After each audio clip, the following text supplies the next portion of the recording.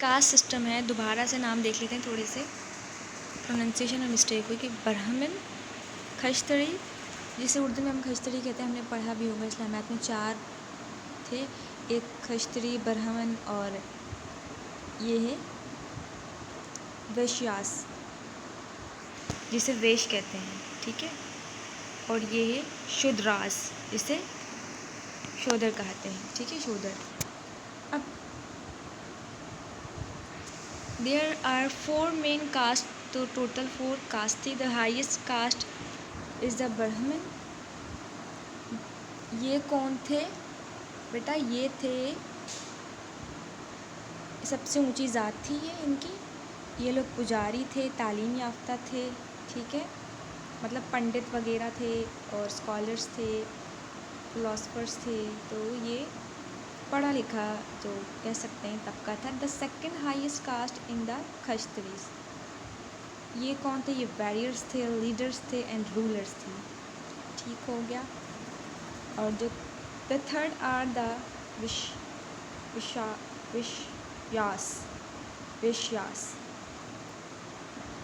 The merchant, crafts people and farmer. یہ farmers تھے, merchants تھے, یعنی کہ یہ کون تھے؟ یہ تاجر تھے, ہنرمند اور کسان تھے. چوتھی جو ہے وہ شودراس جو تھے, یہ لیبرس تھے, سرونٹس تھے. فور دا ادر کاسٹ, دوسری کاسٹ کے لیے the untouchables out of caste are the Dalits. مطلب انہیں ملازم سمجھا جاتا تھا دوسرے لوگوں کا, اور اچھوت کی کوئی ذات نہیں ہوتی, ان کو بالکل کمتر سمجھا جاتا تھا. نچلے درجے کا کام ان سے کروایا جاتا تھا, جیسے کہ جھاڑو وغیرہ, بیت الخلاء صاف کروانا. ٹھیک ہے, مردہ جانوروں کی صفائی کرنا, جوتے مرمت کرنا. مطلب ان کو نا نوکر سمجھا جایا کرتا تھا.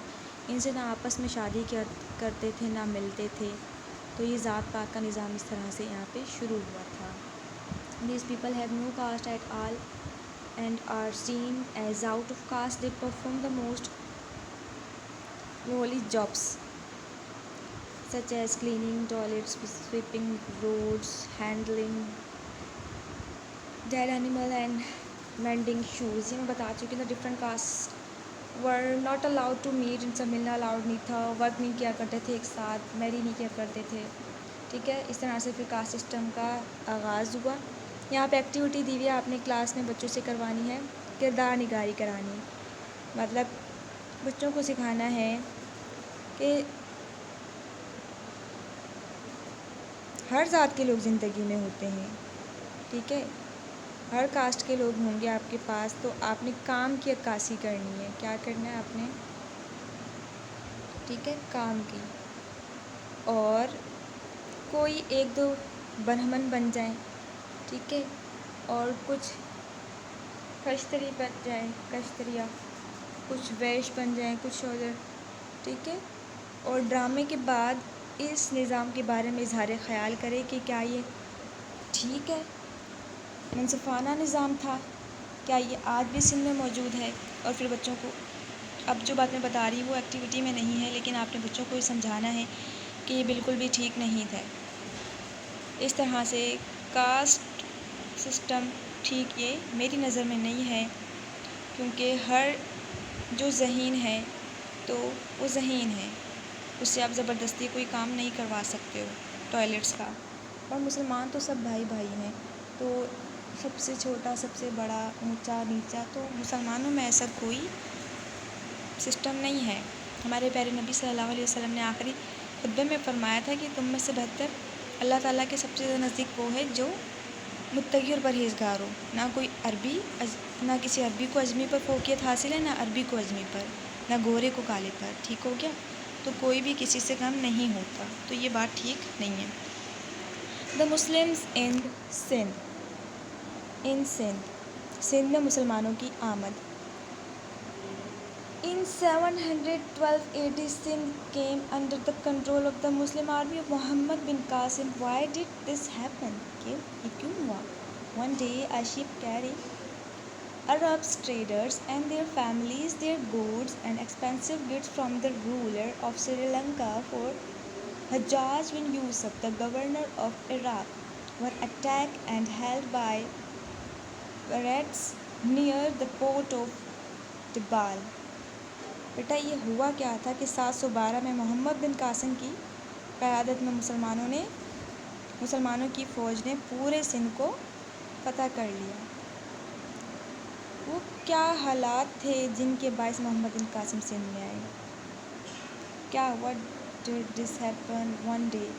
फिर क्या हुआ? एक दिन कुछ अरब ताजिर अपने अहलो अयाल के साथ तिजारती सामान और कुछ कीमती सामान वगैरह जो श्रीलंका के हज्जाज बिन यूसुफ के लिए भेजे थे, उन्हें वापस अरब ले जा रहे थे, उनके साथ जा रहे थे अरब। ठीक है, जब सिंध में दाखिल हुए तो दीबल के मकाम पर, ठीक है, दीबल के मकाम पर क्या हुआ?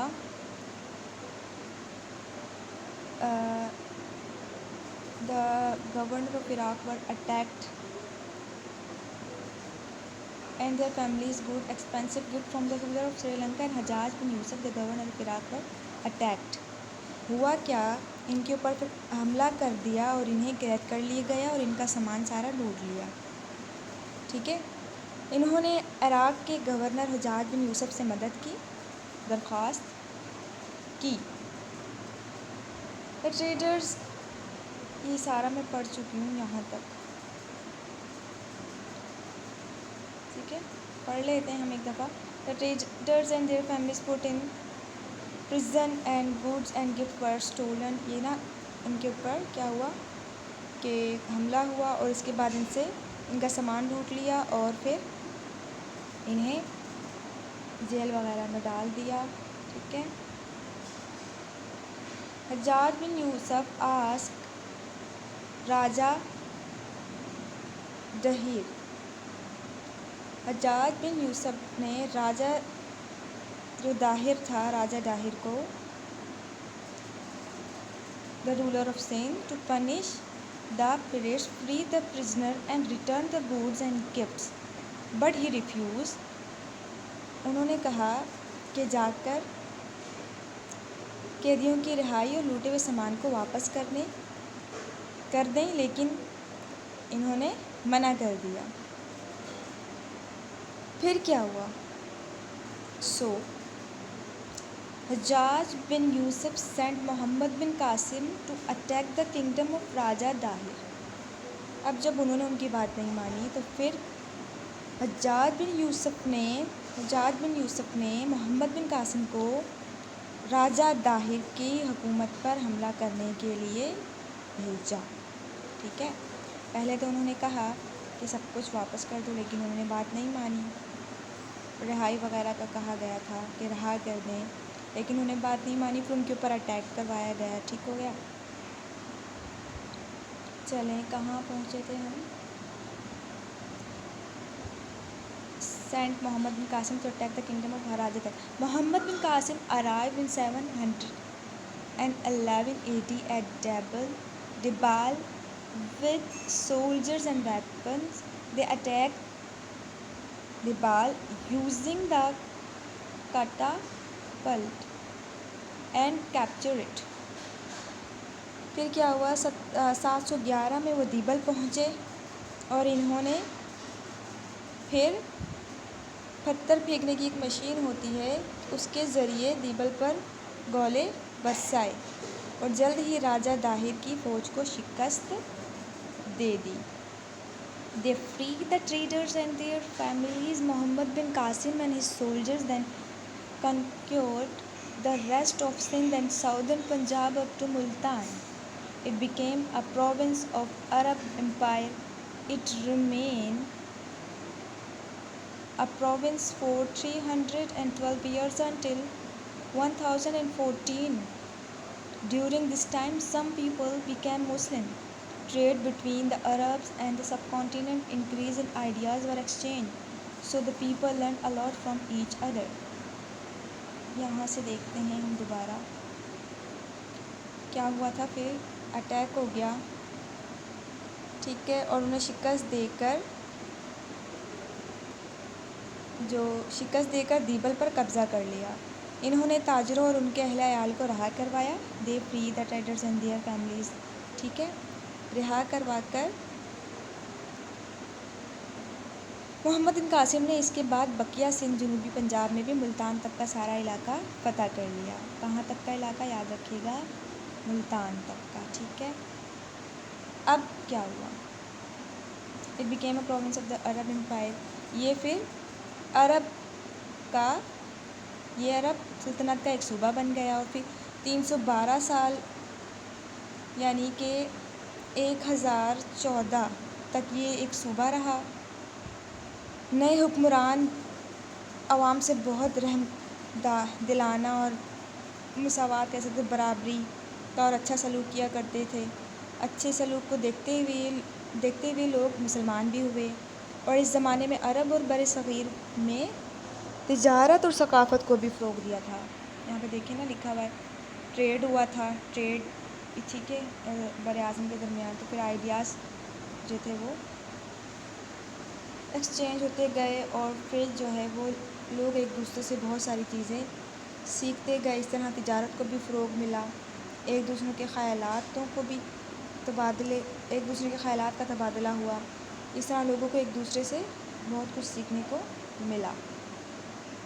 اب آفٹر محمد بن قاسم مینی ڈفرینٹ مسلم رولرز گورن سندھ۔ اس کے بعد کیا ہوا کہ محمد بن قاسم کے بعد کئی اور مسلمان حکمرانوں نے سندھ پر حکومت کی، جن میں سے کچھ at timeline of some of them is given in figure. جن میں سے کچھ کی خطِ وقت، مطلب جن کی جو کافی سارے حکمران تھے جنہوں نے حکومت کی تھی، ان میں سے کچھ کے یہاں پہ ٹائم لائن دی ہوئی ہے، نظر آ رہی ہوگی آپ کو۔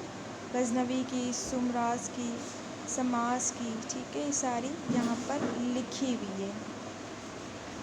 مغلز کی، تالپور کی، یہ ساری ڈیٹیل میں یہاں پہ خود دیکھ لیجیے گا آپ۔ اس کے بعد ہے